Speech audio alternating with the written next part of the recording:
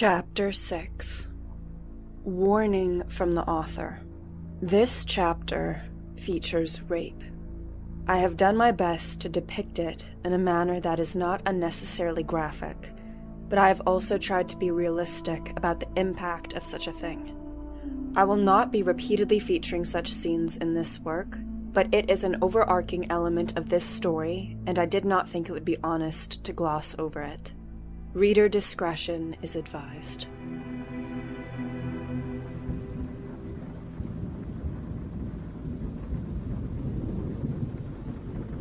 Hermione didn't say anything. She just looked at him. She was relieved she wasn't trembling. She forced herself to meet his gaze, reminding herself she just had to endure for a little while, just until she could formulate a plan. She could endure it. She would.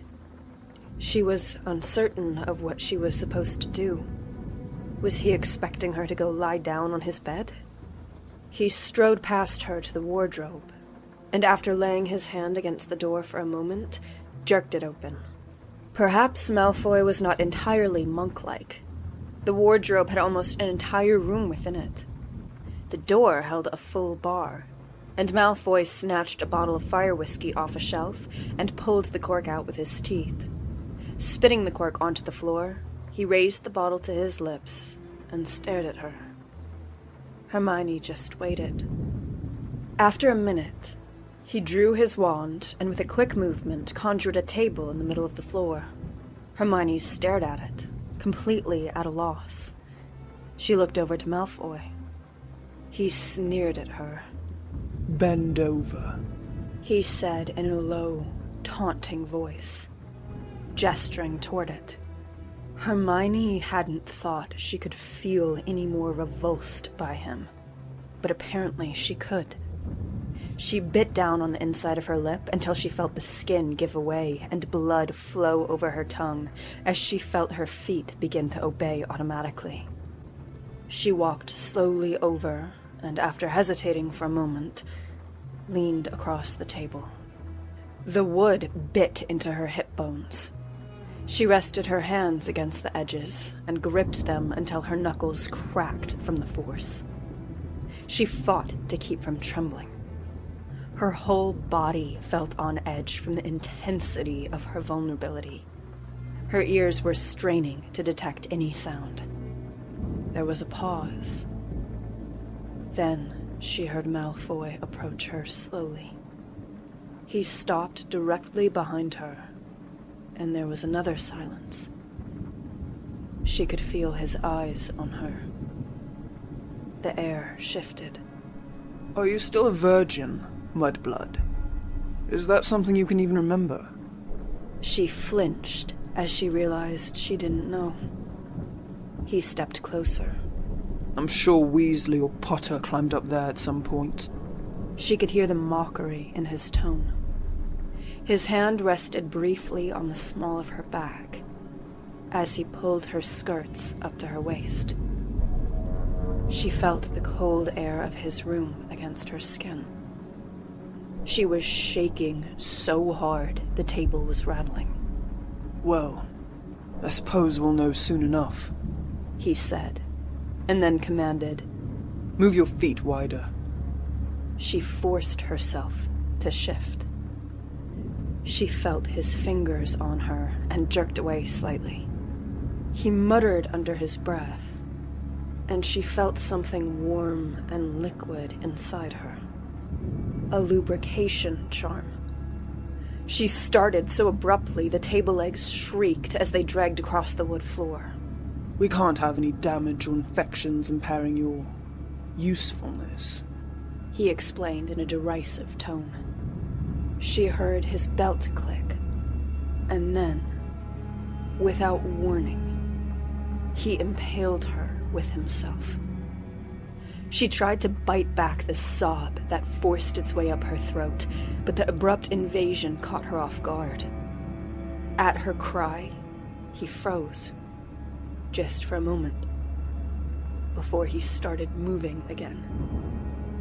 Aside from where they were joined, He didn't touch her. His right hand gripped the table near where her face was turned. She could see a black ring on his hand, glittering faintly. When he came, his movement grew uneven and rougher, and then he stilled suddenly with a quiet hiss. He stayed there for only a second before jerking away from her and striding back over to the bar. Get out! His tone was sharp. Hermione shook. I can't. She tried not to sob as she said it, but her voice trembled. I'm not allowed to move for 10 minutes after. He snarled with rage. Suddenly the table beneath her vanished, and she plummeted to the floor, hitting her forehead sharply on the ground. Get out! The room shook. Pushing herself up, she fled, stumbling dazedly through the hallway, trying to remember her way back. Her chest was stuttering as she tried not to hyperventilate. She couldn't see clearly. She reached up to find that her forehead had split where she'd hit it. Blood was streaming down into her eyes. She stood at the top of the stairs, trying to remember the way back. Blood was filling her eyes. She could feel fluid seeping out from between her legs and trickling down her thighs. She was shaking, trying to remember where her room was. If she stayed there, Astoria would find her and gouge her eyes out, or chop off her fingers, or pull out her teeth. She stumbled and almost fell down the stairs. She was drawing short, rapid breaths as she tried to keep from sobbing aloud. She couldn't understand. She'd survived the war. She'd watched her friends die in front of her. She'd stayed sane, alone in a dark cell for over a year. But being forced to be complicit in her own rape? She couldn't bear it. Not while knowing she'd be expected to do it again the next day. And the next. And the day after that. She stared dizzily down at the foyer. If she just threw herself over the balcony, Malfoy couldn't stop her. She'd be done. She leaned over and looked down at the table in the foyer. Just a little farther. A vice-like grip closed itself around her arm and wrenched her away. She turned and found Malfoy glaring at her, enraged. Don't you dare! He snarled the words, his face white with fury. Please, Malfoy. She was sobbing. Please. He dragged her down the stairs and through the house as she cried. He practically kicked the door of her room in as he dragged her into it and shoved her onto the bed. Evanesco! He snapped, pointing his wand at her face, and suddenly the blood in her eyes vanished. He followed it with a healing charm and just stood there staring at her with unveiled fury. Do you really think I won't know when you try to kill yourself, Mudblood? He finally asked after she stopped sobbing. Just let me, she said. Her voice was wooden. Her chest kept stuttering. I'm sure they'll give you new mudblood to breed. You hate me too, Malfoy. Do you really want me to be the mother of your children? To see my face in them? I'm sure you can come up with a compelling excuse for killing me. Malfoy gave a barking laugh. If it were only so easy, I'd kill you now. For the first time in your life, you appear to have underestimated your value. The Dark Lord is quite anxious to see what kind of offspring we'll produce. Once you've birthed a few heirs for me, he intends to send you on and see what kind you'll make with some of the other old wizarding families. You little broodmares are quite the commodity. The Dark Lord has a whole breeding program planned, spanning several generations. Hermione stared in horror. He moved closer, his expression menacing. Let's not forget about those memories of yours. The fact that there was something you considered worth hiding, even after losing the war, is a cause for concern. Until I know why, you will not die. However, how much freedom you have in this house, and how often I have to supervise you in order to assure it, your little suicide contemplations will decide that. Hermione sat there frozen. Somehow, she'd assumed that Malfoy would be the end for her. That he'd force a child from her and then she'd be disposed of. It hadn't occurred to her that she was intended to go on from one wizarding family after another until her body gave out. Malfoy glanced around her room and then back to her. His face was tense and his eyes steely. Well, he said, sighing. I hadn't intended to do this immediately after fucking you for the first time, but I am already here with no further plans for the evening. There really is no time like the present. Let's see exactly what is going on in that little mudblood mind of yours. How many other ideas do you have? Before she could cringe away, he used his wand tip to force her chin up, and his cold, gray eyes sank into her consciousness. Hermione didn't struggle.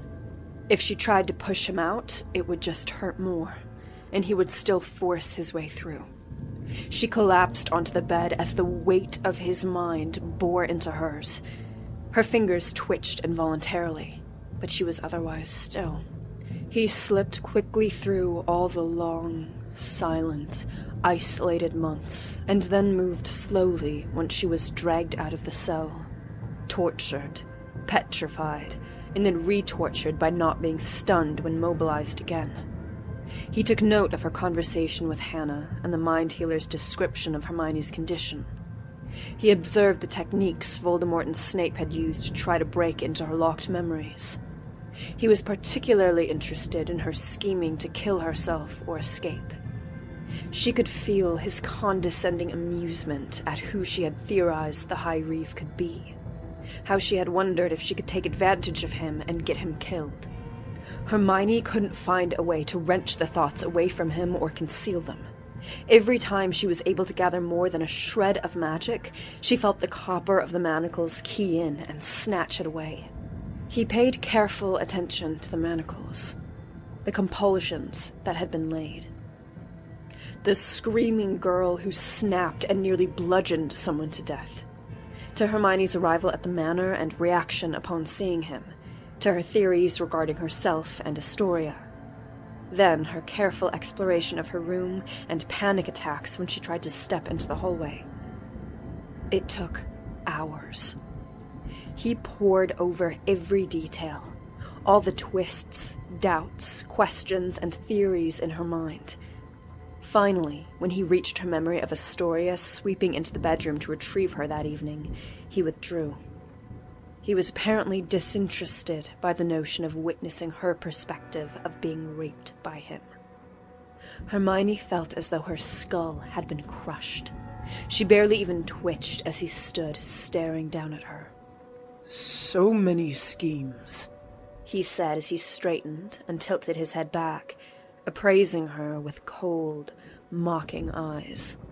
Then again, I'd feel disappointed if you weren't entertaining at least one plot to try and kill me and escape. Can't wait to see what you'll come up with next. He leaned over the bed until his cruel face was only a breath away from hers. Do you really think you can trick me into killing you? Hermione dragged her eyes away from his face and stared up at the canopy. Do feel free to try, he said with a smirk. Just as soon as you can bring yourself to walk through that door by yourself. Then he straightened again, and all the humor vanished from his face. Stay out of my room. I don't want to find you in there again. I'll come do it in here. He sneered at her. I'll have a table sent, so you'll know when to expect me. He turned on his heel and strode out without another word. Hermione didn't move. Not when the door clicked shut. Not as the hands on the clock ticked unrelentingly on and on, indicating that it was past 3 in the morning. Not when she became conscious of the crusting sensation on her thighs, the faint rawness between her legs. and the unfamiliar ache in her lower abdomen. She just lay there. Once upon a time, there had been a girl who fought, who believed that books and cleverness and friendship and bravery could overcome all things. But now, that girl was gone. She'd been all but killed during the war. Now, Draco Malfoy had stomped that girl to dust over the course of an evening. He'd physically and mentally raped every last shred of that girl to death. Hermione lay and stared up at the canopy of the bed. She hadn't laid much store in her plans. She'd known her odds were impossibly small. Now, Malfoy's mockery had sealed the sense of defeat that she felt. She didn't move. When morning came, she didn't wake. It was late in the afternoon before she finally dragged herself from the bed and into the bath. Malfoy had barely touched her, but she scrubbed every inch of herself in an attempt to excise any trace of him. In the process, she discovered a thin, raised scar on her rib cage that she couldn't remember getting, as well as a faint cluster of scars modeling her left wrist and upper chest. She inspected them all carefully, but drew a complete blank as to how or when she had received them. She didn't think she'd been injured much during the final battle. She hadn't been in any raids or skirmishes for several years prior to the war ending. As she examined her wrist again, she reviewed in her mind all the curses she knew of that might cause such scarring. It was such a long list. Voldemort had created a division in his army specifically devoted to developing new curses. Hermione couldn't remember a battle that hadn't had multiple casualties simply because she couldn't identify all the new curses fast enough to counteract them. The water grew cold around her, but she didn't leave until she started shivering. When she went back into the bedroom, she found that lunch had been left for her. She picked listlessly at it. She went to the door and stood trembling in front of it for several minutes before turning away. She stared at the cold, misty Wiltshire landscape outside her window. Pressing her forehead against the glass, she relished the sharp, icy pain that sank into her skin. She wished it would sink in far enough to numb her mentally. She didn't know what to do but make more futile plans. There was nothing else to do. No books to read. Nothing to occupy her mind but all those spells and arithmancy problems and potion recipes that she'd already recited to herself 1,000 times. She hadn't realized the comforting oblivion that came from not seeing and barely hearing in a timeless nowhere. Standing out in the real world again was a keener sense of despair than even her eventual acceptance of her cell. Realizing how reduced she'd become. How powerless she was to fight her circumstances. Finding that no book she'd studied, nor spell she'd learned offered any solutions for her circumstances. She didn't know how to rise above it. She didn't even know how to get through it. She just wanted to die. And even that felt utterly unattainable. The table appeared in her room at precisely 7:30 that evening. She'd bathed only a few hours before, so she just stared at it, bracing herself, considering. It was at least impersonal. As humiliating and horrifying as it was, at least she didn't have to look at Malfoy when he did it. Didn't have to touch him. She didn't want to see him. A minute before 8 o'clock, she went over and leaned across the table. She set her feet wide and turned her face so she could watch the clock. When the door clicked, she didn't move. Malfoy didn't say a word. He walked over and paused behind her. Hermione's hands began trembling, but she refused to let herself move. She wouldn't look at him. She squeezed her eyes shut and began to recite healing spells, the longest, most complex ones she knew, rehearsing the wand movement in her mind. Her skirts were pulled up, and she felt the trembling in her hands spread throughout the rest of her body. She heard the muttered charm. Warmth and liquid. She gritted her teeth as she felt prodding between her legs. When he sank inside her, she shook, but didn't cry. When he started to move, she cast her mind for something new, something she hadn't already thought to death. The lines of a poem slowly came to her. I felt a funeral in my brain, and mourners to and fro. The continuous sensation of movement inside her dragged her attention back into reality. She ground her teeth and fought for the next lines. She started over. I felt a funeral in my brain, and mourners to and fro kept treading, till it seemed that sense was breaking through. The pace of movement shifted, and she desperately scrabbled to recall what words came next. That sense was breaking through, and when they all were seated, a service, like a drum, kept beating, till I thought my mind was going numb. Malfoy abruptly came as she tried to remember the following line. He pulled away sharply. Hermione didn't move. A moment later, she heard the door click once more. Hermione tried to remember the third verse of the poem, but it floated beyond her memory's reach. She thought. She remembered an armchair and a book of poetry, comforting arms wrapped around a child Hermione, and a woman's hands flicking to a page. A voice she couldn't remember any longer.